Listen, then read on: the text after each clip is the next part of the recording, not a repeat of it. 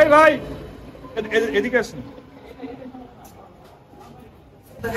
আচ্ছা, গাড়ির যে এই অবস্থার জন্য হচ্ছে এই যে ভাই 4B নিয়ে আসতেছিলেন পেছনে আমার। তো আপনি নিজের থেকে বলেন যে আসলে ব্যাপারটা কি হয়েছে, আপনি বলেন ভাই। আমি আপনার কিছু করতেছি না এখানে, আপনার মনে করেন রং, ঠিক আছে, এটা আপনি স্বীকার করেন যে আপনার রং। ভাই আপনি ব্রেক করছেন, আমি ব্রেকে কি করে অনেকক্ষণ ধরে আপনি আমাকে ফলো করতেছিলেন, এটা কি সত্যি কথা? অনেকক্ষণ ধরে আমাকে ফলো করতেছিলেন, পেছনে আসতেছিলেন। ভাই জাম ঠেলতেছে, আপনার পিছনে আসতেছিলাম। আচ্ছা, এরপরে যে আমি ব্রেক করছি, আপনি আমার পেছনে ঠাস করে মেরে দিয়েছেন। আপনার রানিং আসলো 40 প্লাস, আমার রানিং ঠিক আছে। আমি জুমার ভাই না, আপনার পিছনে মাইরে দিছি। আপনার অবশ্যই কনফিডেন্স থাকতে হবে যে আমার বাইক কতটুকু জমবে, এটা আপনার কনফিডেন্স থাকতে হবে। তো এইখানে হচ্ছে অনেকেই আছে, আর এটা হচ্ছে সিংগাইরের একটা জায়গা। আমি আসলে মানিকগঞ্জের দিকে যাচ্ছিলাম, রাত হয়ে গেছে। তো এইখানে আমার বাইকের লুকিং গ্লাস থেকে শুরু করে এই সাইডে এই কিটটাতে দাগ পড়ছে, অ্যান্ড সাইলেন্সার, আরো কিছু ক্ষয়ক্ষতি হয়েছে। তো এইগুলা তেমন কোনো ইস্যু না। ইস্যু হচ্ছে যে দিন শেষে বাইকটা 2 চাকা, এই 2 চাকার কন্ট্রোল করা অনেক বেশি টাফ। আপনি সাবধানে বাইক চলেন ভাই। Good morning everyone, good morning from Singair Manikganj. সিংগাইরের এই রোডটার ব্যাপারে একটু পরে আপনাদেরকে শেয়ার করব। আর একটু আগে আপনারা যে ভিডিওটা দেখছেন, এই ভিডিওটা হচ্ছে গতকালকে রাতে যে ব্যাপারটা হয়েছে। আমার লাইফে এত বড় বাইক দুর্ঘটনা আমার সাথে এর আগে কখনো হয় নাই, এইটাই ফার্স্ট টাইম। অ্যান্ড যেই ব্যাপারটা হয়েছে এটার জন্য আমি মোটেও রেডি ছিলাম না। যদি আমার বাইকের অবস্থাটা আপনাদেরকে শো করি, সাইডের যেই এক্সট্রা পার্টটা, এই পার্টটা কিন্তু ঘষে যথেষ্ট খারাপ অবস্থা। তারপর এইখানে একটু দাগ পড়ছে, অ্যান্ড এই চাপাটা একটু খুলে গেছিলো। আই থিঙ্ক এটাকে সার্ভিসিং করার পরে এটা ঠিক হয়ে যাবে। তারপর যদি আমার সাইলেন্সারটা আপনাদেরকে শো করা হয়, এইখানে ছোট্ট একটু দাগ পড়ছে, অ্যান্ড এইখানেও ভালোই দাগ পড়ছে। তারপর আরও হয়তো টুকিটাকি সমস্যা হতে পারে, এখনও চোখে পড়ে নাই। আর বাম সাইডের লুকিং গ্লাসটা ভেঙে গেছে। তো আমার হাতের ব্যাপারে যদি শেয়ার করি, আমার ডান হাতের এই কবজি ফুলে রয়েছে, যথেষ্ট ব্যথা ফিল হচ্ছে। অ্যান্ড বাম হাতের এই গোড়ায় যথেষ্ট ব্যথা হচ্ছে, বাট আমার কোথাও ছুলে যায় নাই। তারপরে আমার প্যান্ট কোনো জায়গাতে কোনো মানে ছিঁড়ে যায় নাই, নষ্ট হয়ে যায় নাই। হেলমেট, ক্যামেরা লাগানো ছিল, বাট যেই ব্যাপারটা হয়েছে ওই ব্যাপারটার সময় আমি যে ক্যামেরা অন করব বা শুয়ে পড়ছি আমি, তখন যে আমি ক্যামেরাটা অন করব এমনও কোনো কিছু মনে হয় নাই। বাট কালকে রাতে যে ব্যাপারটা হয়েছে, এই ব্যাপারটার জন্য আমি মোটেও রেডি ছিলাম না। এর আগে যদি আমি 1-2বার বাইক নিয়ে পড়ে গেছি, তো এইটার টপিকটা না ডিফারেন্ট ছিল। কারণ আমি হয়তো স্পিড ব্রেকার দেখছি, একটু হার্ড ব্রেক করছি, পড়ে গেছি। তারপর 60 ফিটে একবার পড়ছিলাম ডিশ লাইনের তারে বেঁধে। তারপর মানে একটা কাদা যুক্ত রাস্তায় পিচ্ছিল অবস্থা ছিল, তো ওইখানে হার্ড ব্রেক করার পরে পড়ছিলাম। বাট গতকালকে যে অ্যাক্সিডেন্টটা আমার সাথে হয়েছে, তো এটার ব্যাপারে চলেন আপনাদেরকে বাইক রাইড করতে করতে শেয়ার করা যাক। মানে আমি একটা ঘোরের মধ্যে ছিলাম, মনে হলো যে আমি একটা স্বপ্নের মধ্যে, অ্যান্ড স্বপ্নের মধ্যে বাইকটা উড়ে গেল। আর যে ব্যাপারটা হয়েছে, মানে আমি জাস্ট টোটালি অবাক হয়ে গেছি। আর নতুন বাইক, আমার বাইকটার সাথে এমন একটা কাহিনী হলো, তো এইটা অবশ্যই আমার ভালো লাগে নাই, অ্যান্ড এটার জন্য আমি রেডিও ছিলাম না। তো এই হচ্ছে সিংগাইরের রাস্তা, যেই রাস্তাটা দিয়ে আমি আগে ফরিদপুর যেতাম, আর এখন হচ্ছে মানিকগঞ্জে যাওয়া আসা করি। গতকালকে রাতেও আমি মানিকগঞ্জে যাওয়ার জন্য বের হই। তো রাতে বলতে বিকেলে বের হই, বাট সন্ধ্যা হয়ে গেছিলো। তো আমার সাথে যে ব্যাপারটা হয়েছে এটার ব্যাপারে একটু শেয়ার করি। শেয়ার করতে করতে হয়তো এখন ঢাকার দিকে চলে যাব। তবে হাতে যথেষ্ট ব্যথা এখনও, এই ব্যথাটা হয়তো ঠিক হতে কয়েকদিন সময় লাগবে, বাট ডাক্তার দেখানো হয়েছে, বলছে যে এক্সরে করার প্রয়োজন নাই, ভাঙ্গে নাই বা মস্কাই নাই, তার কাছে এমনই রেজাল্ট ছিল। তো এইবার বলি মেইন কাহিনী। আমি এই রোডটা দিয়ে অনেকটা টাইম আসতেছি। ফার্স্টে একটা R15 V3 দেখলাম, 2 জন পিলিয়ন সহ যাচ্ছে, আমাকে দেখে ভুং করে সামনে টান দিতেছে, আবার হচ্ছে পেছনে যাইতেছে। তো তাদের এই ব্যাপারটা আমার কাছে খুব একটা ভালো লাগলো না, তাদেরকে ছেড়ে দিলাম, তারা টান দিয়ে চলে গেল। আচ্ছা ওকে, এরপরে আমি এই লুকিং গ্লাসটাতে দেখতেছি একটা 4B রাইডার, সে আসতেছে থামতেছে, আসতেছে থামতেছে। যদি আমি বাইকটাকে একটু পাওয়ার দিয়ে রাইড করার জন্য ট্রাই করি, লাইক 50-60, এই রোডটাতে এর থেকে আর বেশি কি স্পিডে আমি চালাবো? তো তাকে তখন দেখি যে আমার পেছন পেছন। ওকে, দেন এই ব্রিজটা, মানে আমি কিন্তু এইখান থেকে ভিডিওটা শুরু করার কারণ হচ্ছে যে আমি জাস্ট আপনাদেরকে একটু মানে শেয়ার করার জন্যই এই সিঙ্গারের রোডেই আবার ভিডিওটা শুরু করলাম। তো এই ব্রিজটা আমি যখন পার হই তখন আমি রোডটা ফাঁকাই দেখি, অ্যান্ড স্পিড এই ব্রিজটা পার হই, পার হবার পরে একটু সামনে যাই, মানে ওইটা পেছন দিকে, ওইটা নতুন করে আর যাবো না বা ওইটা শো করারও প্রয়োজন নাই। তো লাইক আমি একটু টান দিয়ে আমি সামনে চলে আসি, ভাবি যে এই ছেলেটাকে আমাকে ইগনোর করতে হবে, আমি সামনে থাকি। অ্যান্ড এরপরে এই রোডটাতে কিন্তু অনেক বেশি উঁচা উঁচা স্পিড ব্রেকার নাই। এই রোডটাতে হচ্ছে এই ছোটো ছোটো যে স্পিড ব্রেকারগুলো থাকে, লাইক একটু শেক করে, তো ওই স্পিড ব্রেকারে সামনে একটা ইজি বাইক ছিল, লাইক এমন একটা ইজি বাইক ছিল। তো ওই ইজি বাইকটা ব্রেক করতে করতে আস্তে আস্তে পার হয়, অ্যান্ড আমিও তাকে দেখে সুন্দর করে ব্রেক করি। বাট পেছন থেকে ওই 4B আমাকে যে স্পিডে, লাইক 60-70 or 80 স্পিডে এসে মারার সাথেই আমি উড়ে গিয়ে মানে একদম পড়ে গেছি। কোন সাইডে পড়ছি, কি হয়েছে, আসলে অ্যাক্সিডেন্টের সময় না এত কিছু মাথায় থাকে না। তো আমি উড়ে গিয়ে ইজি বাইকে লাগাই দিছি, অ্যান্ড ইজি বাইকের মধ্যে আরও 5-6 জন যাত্রী ছিল।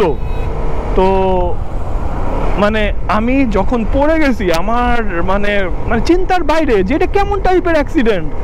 আমি সুন্দরভাবে আপনাদেরকে ব্যাপারটা শো করি। সামনে একটা ইজি বাইক আছে, তো ধরেন ওই ইজি বাইকটা, এই সামনের এই ইজি বাইকটা ও সুন্দর করে ব্রেক করছে, অ্যান্ড আমিও ব্রেকটা করে এরকম অবস্থায়, অ্যান্ড পেছন থেকে এমন মারছে, আমি এই ইজি বাইককে মেরে দিছি। কারণ আমি তো ভাবি নাই যে পেছন থেকে আমাকে কেউ এত স্পিডে মারবে আর আমি মানে জায়গায় দাঁড়াই থাকবো, কারণ এটা রানিং রোড। আমি তো হার্ড ব্রেক করে দাঁড়াই যাই নাই, আমি মোটামুটি ব্রেক করছি যাতে ইজি বাইকটাকে আমি হচ্ছে করতে পারি। তারপর হচ্ছে আমি মানে নর্মালভাবে হচ্ছে এই ছোটো ছোটো বিটগুলোকে অতিক্রম করতে পারি। বাট আমাকে স্পিডে মারা হয়েছে, আর আমি ওটার জন্য রেডি ছিলাম না। অ্যান্ড যখন আমি পড়তেছি তখন আমার জাস্ট এইটাই মনে আসে, এই এই এই এই এই এই এই এটা কি হচ্ছে, এই এই এই এই এই এটা কি হচ্ছে। মানে আমার পেছন থেকে যে মারছে, এখন আমি একটা ব্যাপার করছি, ধরেন আমি একটু আবুল তাবুলভাবে বাইক রাইড করছি, তো এই আবুল তাবুলভাবে বাইক রাইড করার ফলে আমি কোথাও গিয়ে মেরে দিছি। এইটার কষ্ট কিন্তু একরকম, বা আমি কোনো ভাঙাচোরা রাস্তায় একটু পাগলামো করে চালাইছি, তো আমি পড়ে গেছি, ওইটার ফিলিংসও কিন্তু অন্যরকম। বাট আমার পেছন থেকে যদি এইভাবে কেউ এসে মেরে দেয়, অ্যান্ড মারার কন্ট্রোলটা যদি আমি তখন না করতে পারি, আসলে সেই কন্ট্রোলটা না করাই উচিত, বা আমি ওরকম চিন্তাও করি নাই যে কেউ পেছন থেকে এসে এইভাবে জোরে করে মেরে দিবে। অ্যান্ড কত 4-5 হাত আই থিঙ্ক আমি সামনে চলে গেছিলাম। যাওয়ার পরে বাইকটা রাস্তায় পড়াই ছিল, তবে আমার হাতের বাম হাতের শোল্ডারটা আমার মনে হয়েছিল যে ঘুরে গেছিলো, বাট পরে ওইটা অটোমেটিক অ্যাডজাস্ট হয়ে গেছে। মানে তেমন যে বড় দুর্ঘটনা হয় নাই, বা আমার একটা হাত ভাঙে নাই, বা মচকাই নাই, বা বাজে একটা সিচুয়েশন হয় নাই। উপর আল্লাহকে অনেক অনেক ধন্যবাদ। আর সত্যি কথা বলতে আমার কোনো দোষ ছিল না, আমার দোষ ছিল 0। আমার কাছে এটাই মনে হয় যে আমার দোষ ছিল 0। অ্যান্ড আপনারা ওই ভিডিওটাতে যদি লক্ষ্য করে দেখেন, তাকে আমি যে কথাগুলো জিজ্ঞেস করছি, সে ভিডিওর আগে আমার হাত পা ধরে মাপ চাইছে, জড়াই ধরে বলছে ভাই আমাকে মাফ করে দেন, আমার ভুল হয়েছে। কারণ আমি তার কাছে বলি যে আমাকে 5,000 টাকা জরিমানা দিয়ে তুই যাবি, কারণ তুই বিয়াদবি করছিস। তুই যদি বিয়াদবি না করতি, আমার সাথে নর্মালভাবে লাগতো, বা এখানে আমারও দোষ থাকতো, তোরও দোষ থাকতো, উল্টা আমি তোকে জরিমানা দিতাম। বাট যেহেতু আমার কোনো দোষ নাই, আমি যা সুন্দর করে নিজেকে কন্ট্রোল করে আমি এভাবে ব্রেকটা করছি, আর তুই মেরে দিলি, আমি উড়ে চলে গেলাম। তো আমি পড়ার সাথে সাথেই ওর হচ্ছে চাবিটা নিয়ে নিই বাইক থেকে, বাট ও চাবি দিতে চাচ্ছিল না। ও চাবিটা নিয়ে আমি বলি যে তুই জরিমানা দিয়ে যাবি বা তোর এখানে বিচার হবে। আশেপাশে বা ইজি বাইকের মধ্যে যারা ছিল যাত্রী, তারাও ব্যাপারটা বুঝে, আশেপাশে সবাই দেখছে, তো সবাই আমার পক্ষেই ছিল। তো আমি তার কাছে যখন বলি যে আমার জরিমানা লাগবে 5,000 টাকা, 5,000 টাকা দিয়ে তারপরে তুই এখান থেকে যাবি, তোরে আমি ছাড়বো না। মানে 1 ঘন্টা আটকাই রাখছি, কারণ ও বেয়াদবি করছে। ও প্রথম থেকে আমাকে ফলো করতেছে, আমি টান দিয়ে সামনে চলে আইছি, এসে আমি ব্রেক করছি, ও আমার পেছনে মাইরে দিয়েছে, মাইরে উড়াই ফেলছে আর কি। পেছনে নাম্বার প্লেটেরও কিন্তু ক্ষতি হয়েছে। নতুন নাম্বার প্লেটটা আমি 10 নম্বর থেকে লাগাইয়া মানিকগঞ্জে যাচ্ছিলাম, যে নাম্বার ছাড়া চলাচল একটু সমস্যা, কারণ পুলিশ জনিত সমস্যা বা কোনো একটা ব্যাপার। তো যে ব্যাপারটা হয়েছে আমি আপনাদেরকে হয়তো একটু শেয়ার করার জন্য ট্রাই করলাম। অ্যান্ড তাকে আমি 1-1.5 ঘন্টা আটকায় রাখার পরে সে হচ্ছে আমাকে হাতে পায়ে ধরে লাইক মাপ চায় বা ক্ষমা চায়, অ্যান্ড বলে যে সে হচ্ছে গরিব বা তার কাছে টাকা পয়সা নাই। তো আমার রাগটা ছিল, রাগটা এখনও আছে যে তুই আমার নতুন গাড়িতে এইভাবে মেরে দিলি দোষ ছাড়া। বাট তার যেই বিহেভিয়ার লাস্টে দেখছি বা আশেপাশে সবাই যেভাবে কথা বলছে, তো আমার কাছে জিনিসটা আর ভালো লাগে নাই। পরে আমি ছেড়ে দিছি, বাট আমি ওকে ধরে রাখছিলাম যে ওর কাছ থেকে আমি জরিমানা নিব। বাট পরে আমার কাছে মনে হয়েছে আচ্ছা থাক, একটা ব্যাপার হয়ে গেছে, তো যেটা হয়েছে সেটা হয়েছে, হয়তো আমার কিছু টাকা খরচ হবে। আর এই তো খারাপ লাগা কাজ করছে। আসলে হয়তো বড় একটা কিছু হতে পারতো, আমার একটা গাড়ির উপর দিয়ে গেলে হয়তো কিছু টাকার লোকসান বা কিছু টাকা আমাকে গুনতে হবে।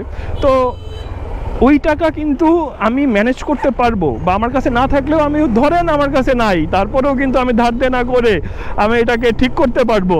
বাট যদি আমার শরীরে কিছু একটা হতো, এইটা আমি কিভাবে ঠিক করতাম, বা এইটা সারা জীবনের একটাই হতো। আমি কিন্তু সবসময় আপনাদেরকে বলি যে আপনারা সেফটি মেনটেন করে বাইক রাইড করবেন, ফুল ফেস হেলমেট পরে বাইক রাইড করবেন।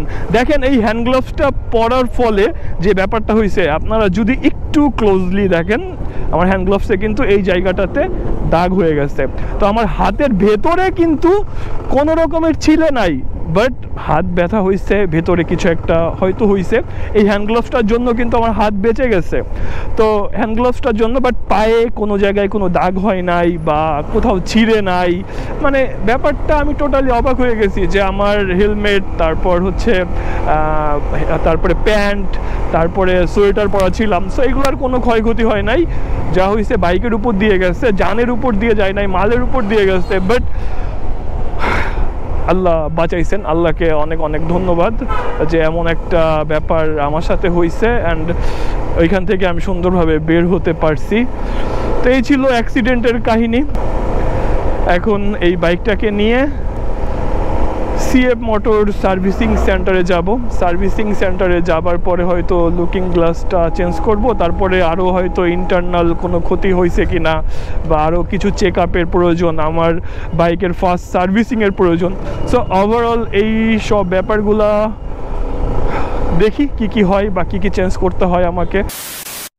সিএফ মোটো 300 SR এই বাইকটা নিয়ে সার্ভিসিং সেন্টারে আসার পরেই ফার্স্টেই বাইকটাকে ওয়াশ করা হয়েছে, কারণ বাইকটার অবস্থা যথেষ্ট খারাপ ছিল। আর বাইকটাতে কি প্রয়োজন আর কি দরকার অলরেডি হয়তো আপনাদেরকে শেয়ার করছি, যে লুকিং গ্লাসটা চেঞ্জ করতে হবে, সাইডের এই কিটের পার্টটা চেঞ্জ করতে হবে। আর যেহেতু বাইকটার সার্ভিসিংও চলবে, তো সেই ক্ষেত্রে ইঞ্জিন অয়েল আর কি হবে আপনাদেরকে একটু করে শো করার জন্য ট্রাই করব। তাহলে চলেন, এখন আসি হচ্ছে ফার্স্ট ফ্লোরে। সেকেন্ড ফ্লোরে যাই, ওনাদের স্পেয়ার পার্টসে আমি এই স্পেয়ার পার্টসগুলো অ্যাভেলেবেল পাই কিনা বা কি স্পেয়ার পার্টস আছে এই ব্যাপারেও আপনাদেরকে একটু আপডেট শেয়ার করার জন্য ট্রাই করব। আচ্ছা, সো স্পেয়ার পার্টস জোনে চলে আসছি, আর আমার কি লাগতেছে পার্টসগুলা দেখি ভাই, একটু ভাইয়ের কাছ থেকে একটু হেল্প নিচ্ছি। আপনার হচ্ছে স্পয়েল সেট। আচ্ছা, সো এই সাইডের এই কিটটাই কিন্তু ঘষে গেছে। সো নতুন বাইক, নতুন বাইক না হলে হয়তো আমি এটা চেঞ্জ করতাম না, যেহেতু আমার নতুন বাইক, আমার এই যে বাইকের গায়ে একটা দাগ পড়ছে, এই দাগটা কিন্তু আমার বাইকে পড়ে না, এটা আমার একদম ভিতরে যায় পড়ছে। সো এই পার্টটা হচ্ছে চেঞ্জ করতে হচ্ছে। অ্যান্ড যেহেতু ফার্স্ট সার্ভিসিং, সেই ক্ষেত্রে আমাকে অয়েল ফিল্টারটাও চেঞ্জ করতে হবে ইঞ্জিন অয়েলের সাথে। অয়েল ফিল্টারটা আপনাদেরকে শো করার জন্য ট্রাই করলাম, ইউনিক। আর হচ্ছে লুকিং গ্লাসটা লেফট সাইডের। জি জি। আচ্ছা, সো লুকিং গ্লাসটা না আমার কাছে অনেক বেশি ওয়েট লাগতেছে, আপনাদেরকে একটু শো করি। আপনারা হয়তো সবসময় দেখে থাকেন, তারপরেও বক্স থেকে ওহো শেট বের হওয়ার আগেই একটা সমস্যা হওয়ার চান্স ছিল, বাট এটা হচ্ছে লোহার পার্ট পড়ে গেছে, এটা পড়লে হয়তো ভেঙে যাওয়ার একটা চান্স ছিল। সো এইগুলাই এখন স্পেয়ার পার্টস থেকে নেওয়া হচ্ছে। আচ্ছা, স্পেয়ার পার্টস নিয়ে সবার এত কমেন্ট যে স্পেয়ার পার্টস থাকলেই আমরা বাইকটা পাচ্ছি ভালোভাবে, আমরা হয়তো ফিউচারে এইটা নিয়ে কাজ করতে পারবো বা আমরা এই বাইকটা নিব। তো যেহেতু আমি যেই পার্টসগুলো দরকার আমি অলরেডি পেয়ে গেলাম, আমার জন্য পাইছি আমি, তো সবসময় কি কাস্টমাররা পাবে বা আপনাদের স্পেয়ার পার্টস জোনে সব ধরনের পার্টস কি অ্যাভেলেবেল? এটা আসলে আমি মুখ দিয়ে না বলে আপনি নিজে চাক্ষুষ একজন, মানে কি বলবো, দক্ষ একজন এক্সপিরিয়েন্স পেয়েছেন, আমরা দিতে পেরেছি। ইভেন আপনি দেখতে পাচ্ছেন আমাদের প্রতিনিয়ত পার্টস আসতেছে এবং কার্টুনে প্যাকেজিং হয়ে আছে, আমরা ডে বাই ডে আনভিল করে রাখি। না, সবার হচ্ছে এই পার্টসগুলো নিয়ে অনেক কমেন্ট, আর যেহেতু আমার বাইকটা পড়ে গেছে বা যেটা হয়েছে আমি আপনাদেরকে শেয়ার করার জন্য ট্রাই করছি। আর এইখানে যে এই পার্টসের জোনটা আমার মনে হয় সব ধরনের spare parts CF motor available. আর এই পার্টসগুলো আমার বাইকে এখন নিচে গিয়ে সেট করতে হবে, আর দেখবো যে বাইকে কি কি চেঞ্জ করতে হয়, বা ফার্স্ট সার্ভিসিংয়ে এত কিছু চেঞ্জ করার প্রয়োজন নাই, যেটা চেঞ্জ করার প্রয়োজন ওইটা কিন্তু অলরেডি আমি কালেক্ট করে ফেলছি।